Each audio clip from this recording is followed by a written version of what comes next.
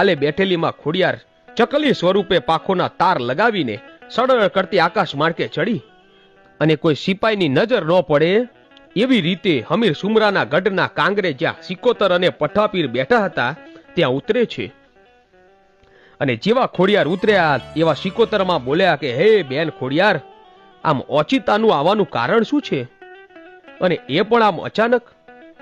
અને તેદી મારી મોંબડિયાની ખોડિયાર બોલી કે હે સિકોતર, તારાની તને ખબર હોય અને મારાની મને ખબર હોય, અને આજે તું મને એમ પૂછે છે કે કેમ ઓચિંતાનું આવવાનું થયું, તો તને તારાની ખબર નથી કે એને મારી દીકરી જાહલને તારા હમીર સુમરાએ કેદ કરી છે ને, તો એને છોડાવવા માટે હું અને મારો નવગણ આવ્યા છીએ.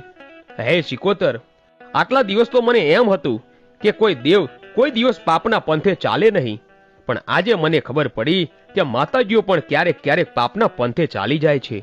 અને ખોડિયારનું આટલું કહેતા માતા સિકોતર કાંગરાની માથે બેઠા હતા એવા ઊભા થઈ ગયા અને કહે છે કે બેન ખોડલ, આવું કેમ બોલે છે?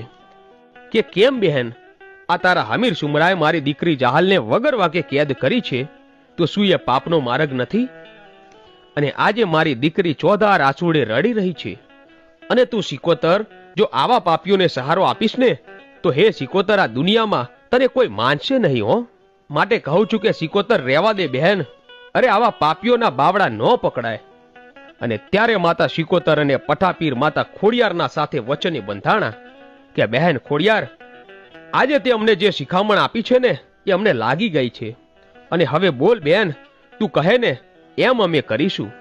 અને ત્યારે માતા ખોડિયાર બોલી કે આ સિંધ મલકમાં રહો છો અને આ પાપી હમીર સુમરાના કામ કરો છો અને રાત દિવસ એના ગઢની ચોકી કરો છો, તો એ તમને ખાવાનું શું આપે છે?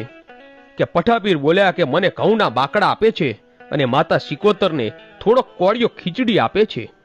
અને તેદી મારી ખોડિયાર કહે છે કે સિંધ મલકને છોડી દે અને ચાલ મારી સાથે મારા સોરઠમાં. ખોબલે ખીર અને છૂટી સેવ ન જમાડું તો હું મામડિયાની ખોડિયાર નહીં. અને ખોડિયારે આટલી વાત કરી પછી તો માતા સિકોતર અને પઠાપીર માં ખોડિયારના પક્ષમાં ચાલ્યા ગયા. અને પછી માં સિકોતર બોલ્યા કે બહેન ખોડિયાર, કાલે સવારનો દિવસ ઉગે ને એટલે તારા નવગણને કહેજે કે સિંધ માથે ચડાઈ કરે, અને જો હમીર સુમરો હારી જાય અને નવગણ જીતે અને પછી અહીંયાથી જાહલને લઈને પાછા સોરઠ તરફ જાઓ ને, ત્યારે અમને પણ તમારી સાથે લેતા જજો.